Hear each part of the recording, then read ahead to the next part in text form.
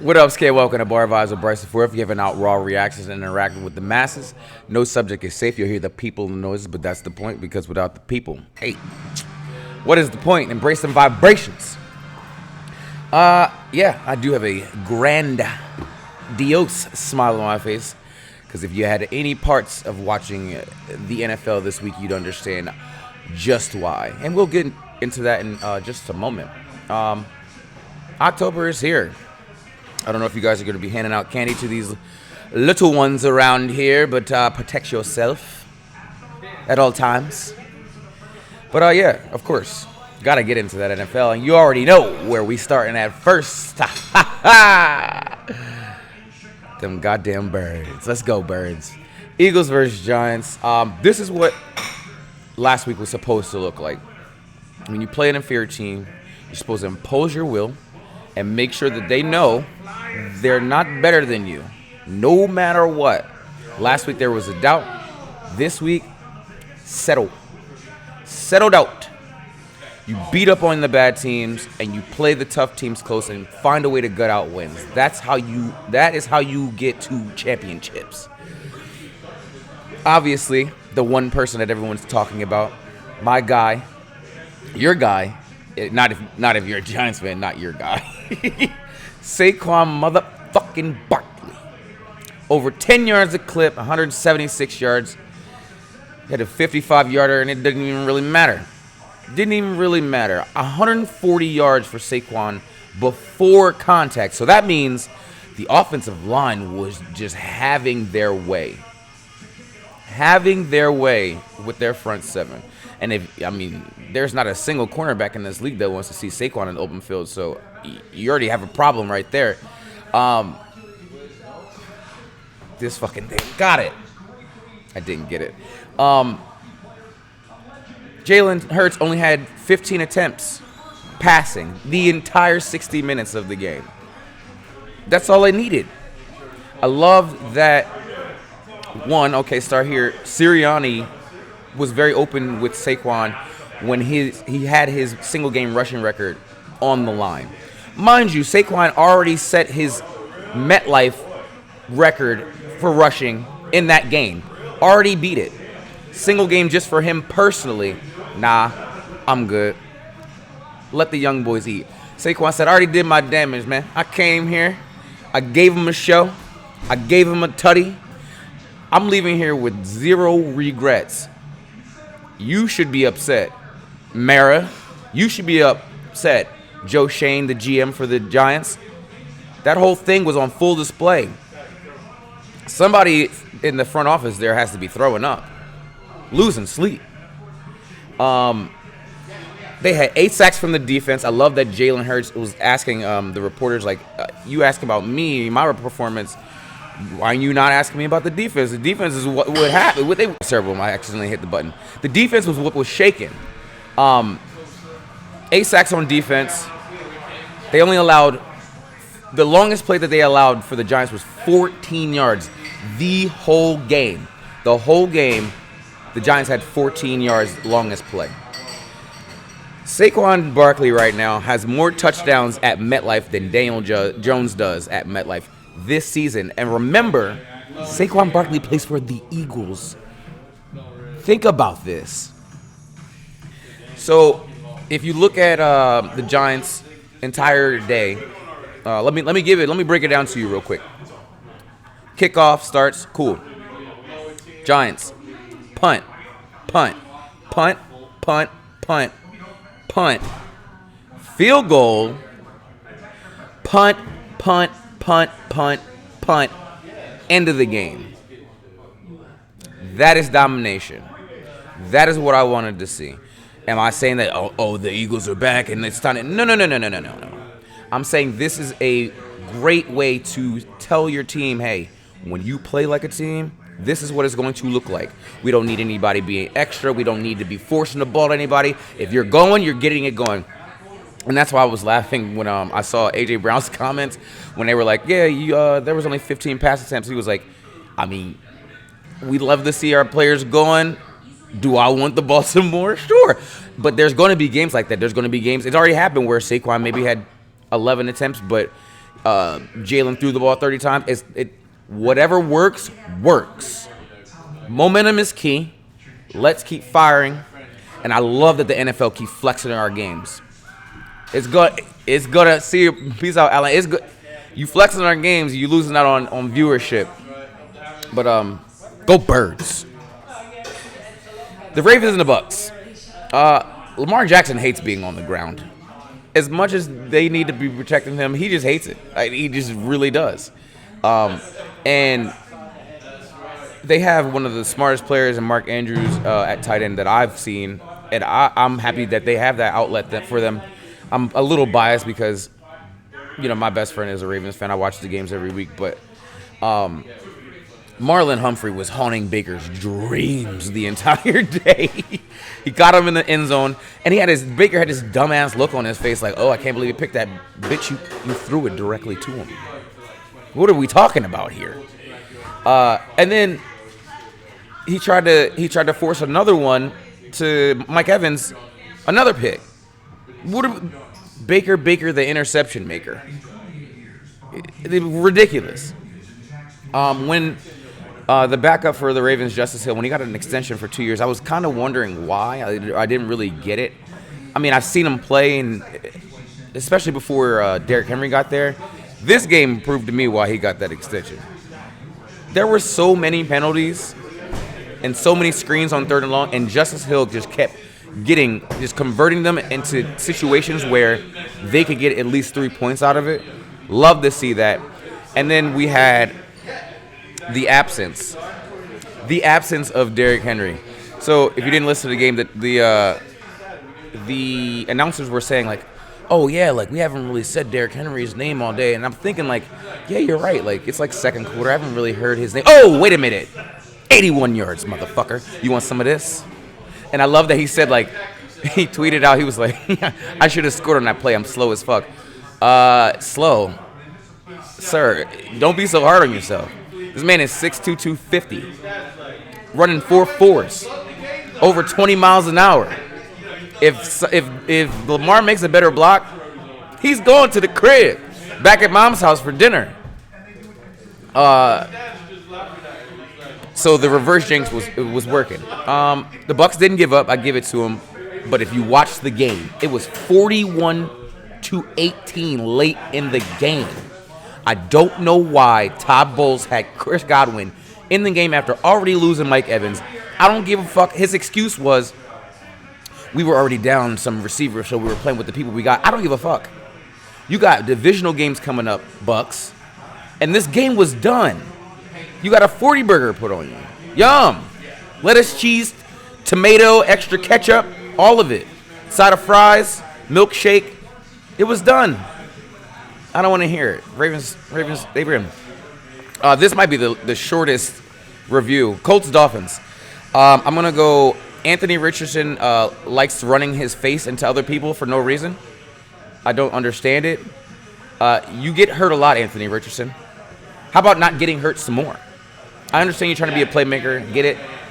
Come on, man. Go down. You live to fight another day, as a famous man in The Waterboy would tell you. If you know, you know. I forgot that Tyreek Hill played for the Dolphins in this game. He was not targeted in the entire first half. But also you have to remember that they were playing with Tim Boyle, one of the most generic football names of all time. Tim Boyle didn't want to be in this game. Tim Boyle wanted to be sitting on the bench, just being like, I'm not here to play. But yet here you are, Tim Boyle, playing in this game. Joe Flacco versus Anthony Richardson stats. I heard them, and they are alarming. Joe Flacco played in 3 games. He passed for 65%. He had 6 touchdowns. Anthony Richardson, 49%. So, before I continue, your starting quarterback can't even complete half of his passes. And even that he only completes like 6 a game. Joe Flacco was like, yeah, let the young guy play. He can only learn how by playing. No. Yes, that's true. But he's about to just throw this opportunity for them to possibly win this division away in the trash. For the Dolphins, I mean, yeah, they probably win this game if Tua is playing because it was 16-10. They were talking about Tua coming back and wearing a Guardian cap. I'm not sure if his ego is going to allow him to do that. We shall see. Chargers, Cardinals. I'm not going to lie to you. I forgot this game even existed. I did all of my notes. I like my little, cliff notes just to make sure I remember what I watched. I forgot this game was on. And then I thought when I was watching it, Jalen Reagor has a fucking job? I didn't know that Jalen Reagor, former first-round pick of the Philadelphia Eagles, still plays wide receiver in this league. And then I went and looked at the depth chart, and it's because they have 4 receivers out.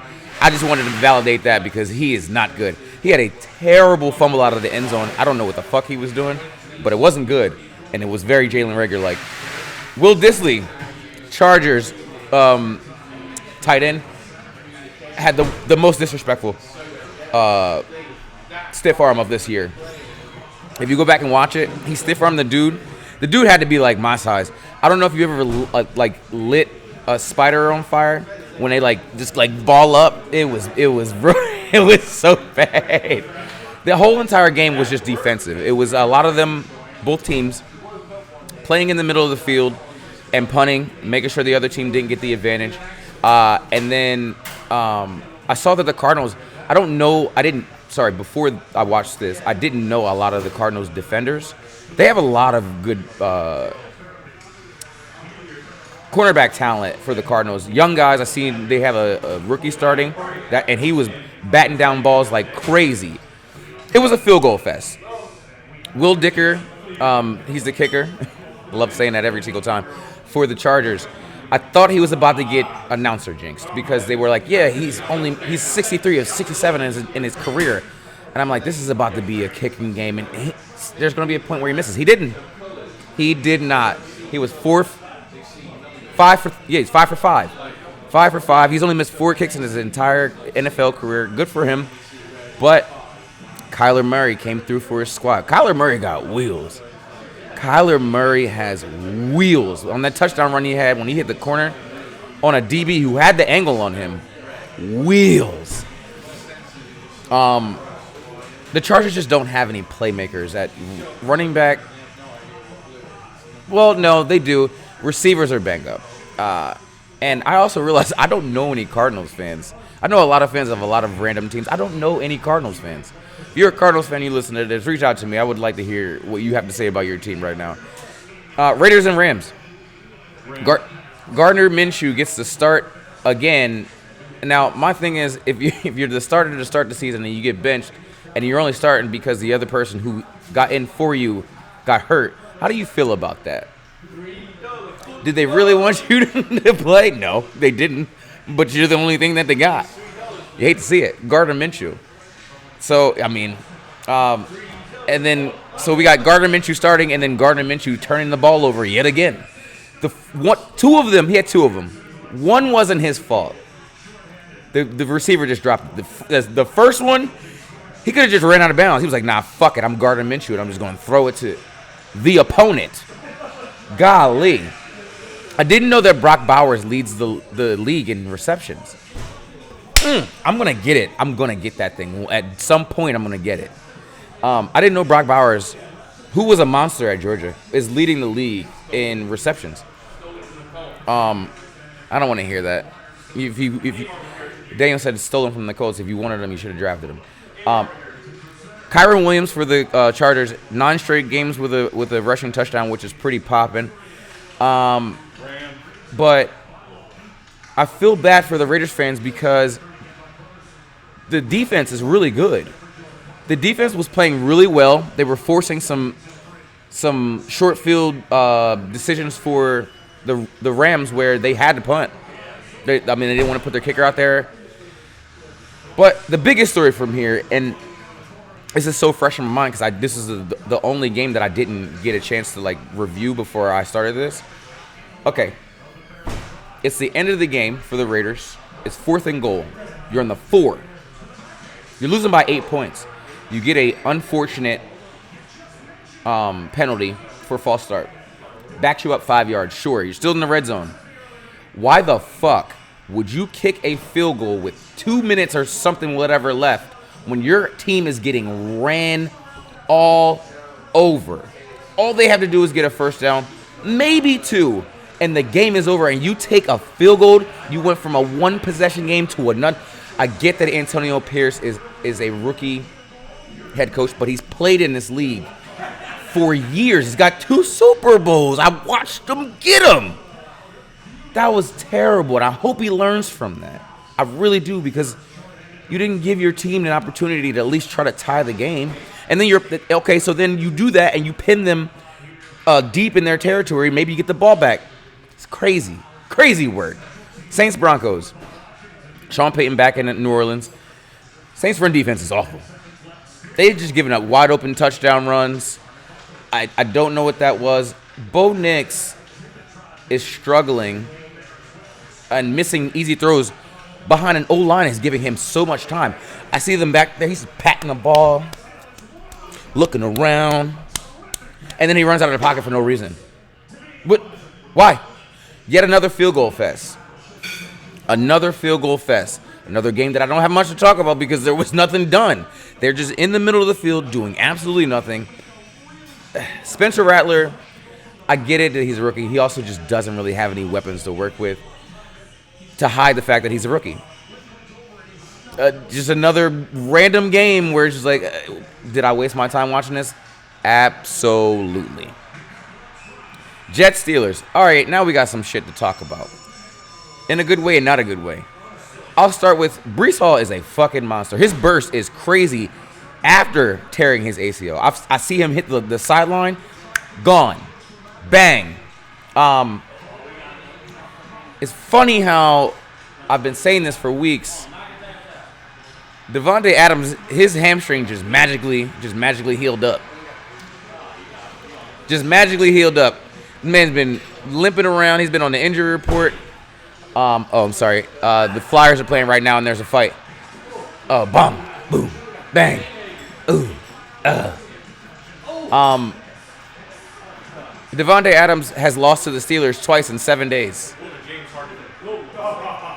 Devontae Adams has lost to the Steelers twice in 7 days. He was with the Raiders. They lost to the Steelers. He went to the Jets. They lost to the Steelers again. Got to be some kind of record. Aaron Rodgers is looking flat. Not looking, is. He's throwing the ball flat-footed. And he's playing like an old person. I saw that Julian Edelman said, what's going on with Aaron Rodgers' play? And he said, blame this on Tom Brady because now quarterbacks think that they can play into their 40s like he did and win a Super Bowl. Greatness is not for everybody, my guy. It's not for everybody. It's just not.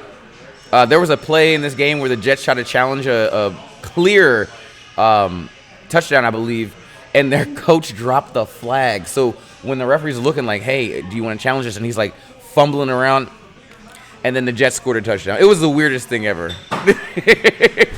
Other than that, I didn't realize that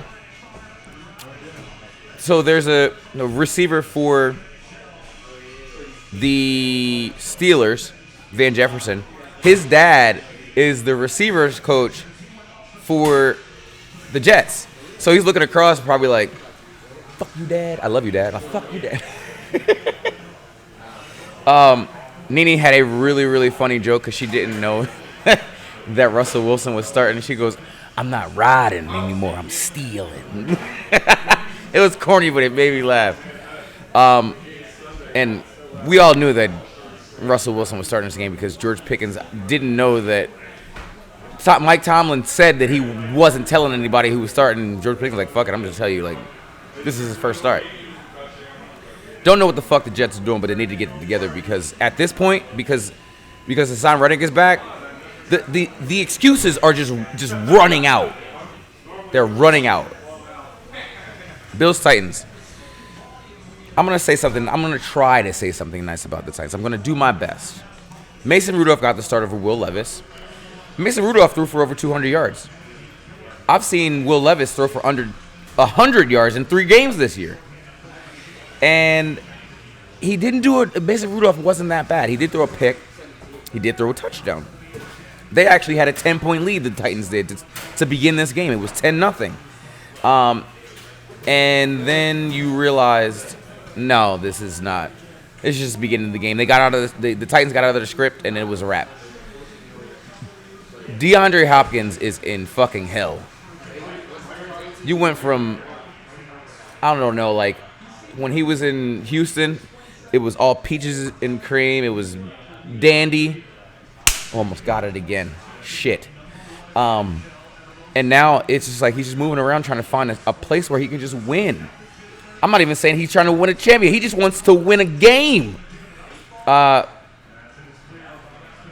are the Titans running lateral plays? Oh, I got it. I didn't. Why are the Titans running lateral plays to end the second or the first half? You do that at the end of the game. If the Bills had picked it up, they're running it back. You're stupid. Stop doing this. The coaching there is awful after they got rid of Vrabel, but, that's neither here nor there. The Bills settled in the second half. Josh Allen continues not to protect himself. I see him take really big hits. He gets grabbed on, and if you don't think that the defensive players know, like, hey, I got you in a legal area where I could slam you if I want to, and they do it. And then James Cook, he's running like his brother used to. Dalvin Cook used to run it. I mean, beasting through tackles, running through tackles. It was hilarious to see Amari Cooper, who now plays for the Bills. You see him look at Keon Coleman was like, what is the route here? Keon Coleman was like, just run a seam. I don't fucking know. And to end it, like Keon Coleman, I know he was a highly. Oh, Flyers just missed a wide open goal. He's slow. Keon Coleman is slow. Wide open, and I saw 2 DBs hawk this man. It was crazy. Bills win handily, though. Bengals Browns. Obviously, the story in this one is that Deshaun Watson is out with an Achilles, a ruptured Achilles. I saw the video. I've never seen an Achilles injury where it like exploded. Like his clothes moved when. That's not a massage joke. His clothes moved when his Achilles popped. Like you could see it. Like it rumbled. It was crazy. And I'm not gonna say that Browns fans don't cheer for somebody getting hurt. You're allowed to be internally happy that you don't have to watch this.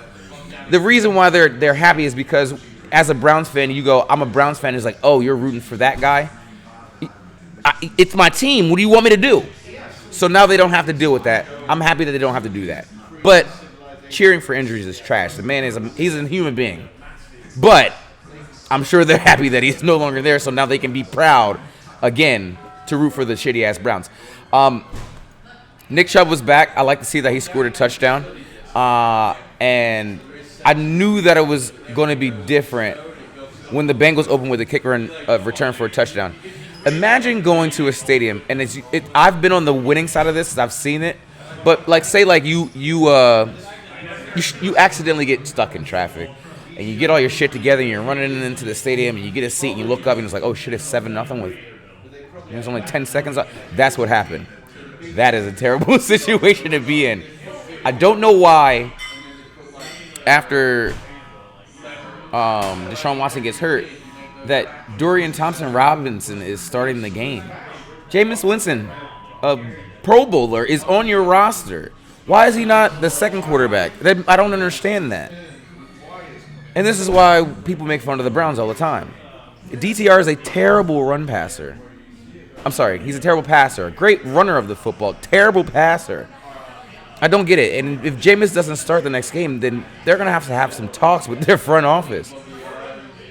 Joe Burrow, definition of a pocket passer. He has no wiggle in the pocket. Like I've seen him run for some first downs. His feet, he's just like cemented. And he has had a very, very bad knee injury in the past already. And my last 2 points for this game. One, I forgot that Jerry Jeudy, former first-round pick of the Broncos, was on this team.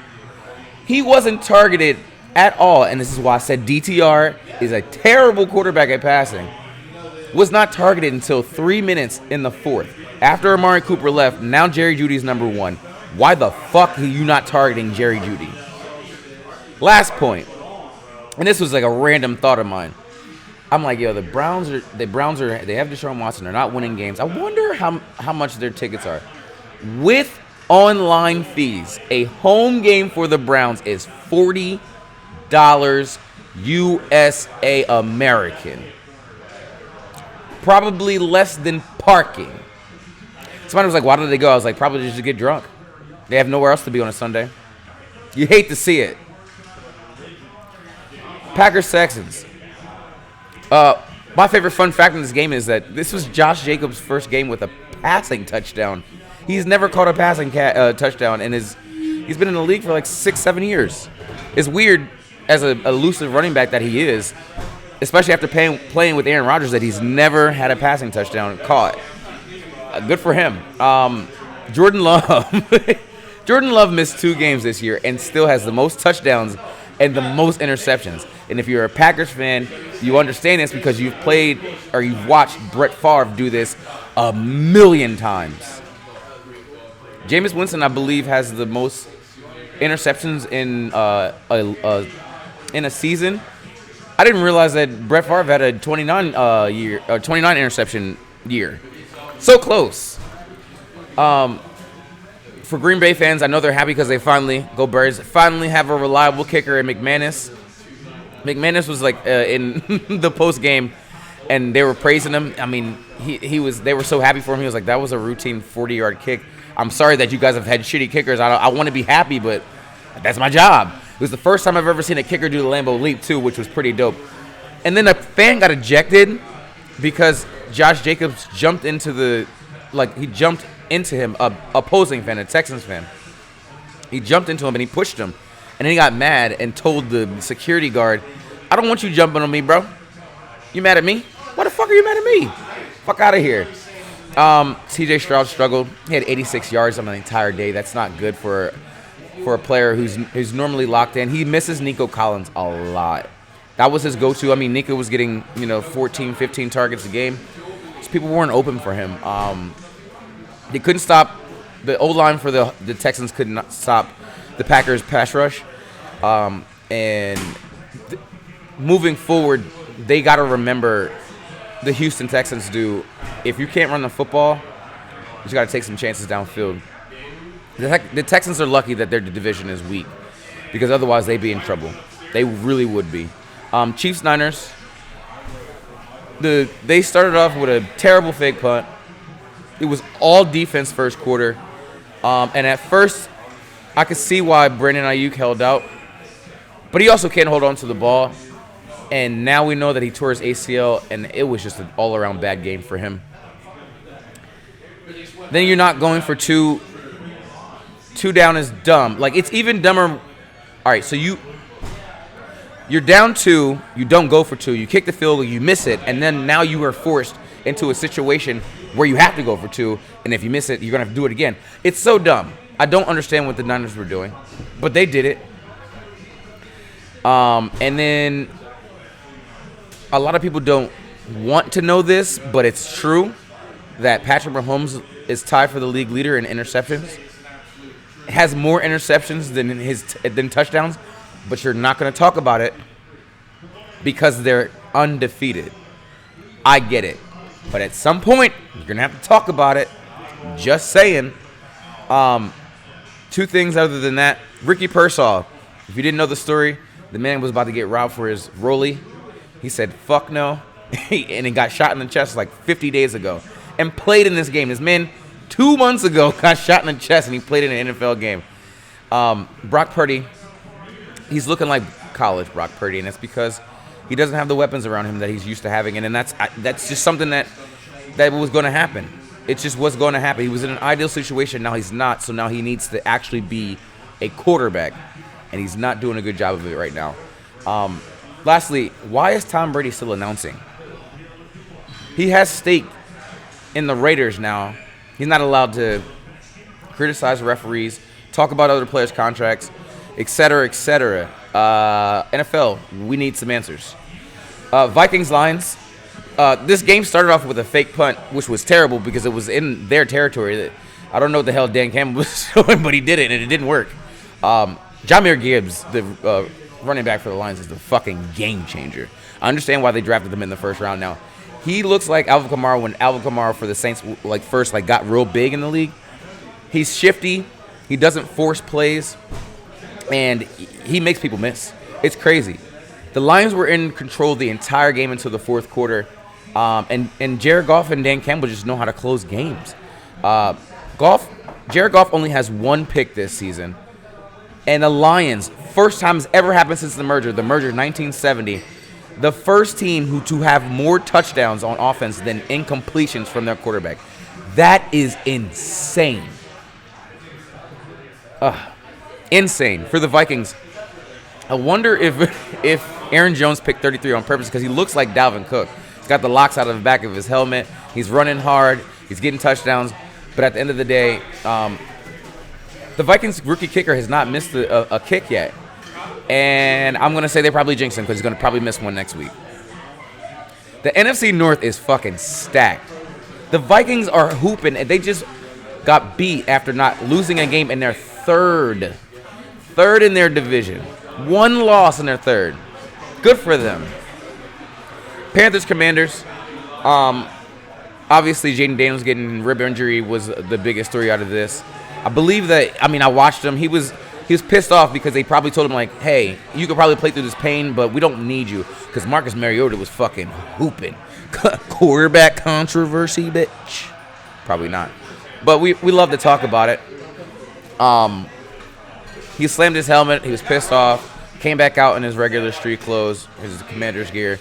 He probably could have played. If that was a playoff game, Jaden Daniels getting back in the game. He probably put a flak jacket on him, which is the thing that you put over your ribs. So if you get hit in your ribs, it kind of bounces off. He's playing next week. I don't want to hear it. Jaden Daniels' mom tweeted out, "Oh, he's fine." Jaden Daniels' mom, though. That's all I have to say on that. They put a 40 burger on the Panthers. The more I have to talk about the Panthers, it's just they're a dumpster fire. Miles Sanders has the second lowest per carry in the league. That's all I have to say about this game. That's it. That's literally it. They flex into primetime, or not primetime, but a standalone game basically with the Bears next week. Good for them. Seahawks, Falcons. Kirk Cousins took a fucking PTO day on this game. I don't know what the hell happened, but Bijan Robinson is synonymous with offense. They could not stop him. He catches out of the backfield, long runs, over-the-shoulder catches. You knew Bijan Robinson was getting the ball, and nothing was different. Big ups to Kenneth Walker III, the running back for the Seahawks. It was his birthday. He had 2 tutties. The over-the-shoulder catch was sick. So sick. It's crazy because Geno Smith has these games where it's he looks very confident, but then the next week is what did you see out there? DK Metcalf had this play for Kenneth Walker's touchdown, and if you know DK, he's strong as fuck. He literally was holding the DB with one arm like this, and just looking this way, just run this way, bro. He's not going anywhere. Don't worry about it. The Falcons, I don't know. Shout out to the corner that chased down the lineman to make sure that the scoop and score works. So the Seahawks had a play where they knocked the ball out of Kirk Cousins' hands. The offensive lineman for the Falcons was going to catch him. The DB ran past him and blocked the lineman so that his dude could scoop and score. It was one of the best effort plays I've seen all week. And then Michael Penix got some tick at the end of the Falcons game because they were getting their asses kicked. I just don't know why the Falcons can't just be consistent. And I'm pissed off that the Eagles lost to them because of a drop. Other news, the World Series begins on Friday. I cannot wait to see it. The lineups are fucking incredible because you get Judge and Soto and Giancarlo, and then you get Shohei and Mookie Betts, and then you get Freddie Freeman. The pitching for the Dodgers is incredible. They fucking push that fucking ball. And then the bats for the Yankees are just out of control. Garrett Cole starting for the Yankees. It's going to be an incredible series. I hope it goes to 7. I just want to see it hits and more hits. NBA regular season starts today. Shout out to the NBA for being smart. The first game is Celtics and the Knicks, and then Sixers tomorrow. I saw the report that neither Embiid or Paul George are going to start. What? I am shocked. Fuck out of here. Liverpool, top of the table, up the Reds. You already fucking know. And shout out to the New York Liberty, the women's WNBA team. They won their first title. I didn't realize that they had never won a title. So kudos to them, man. Shout out to them. Big ups to the first state. Stay focused and be great. Take a sip. Stay focused. Stay humble. Enjoy your day. Enjoy life. Also, don't hate on others being great. Don't do it. How about you just get your grade up? Over and out.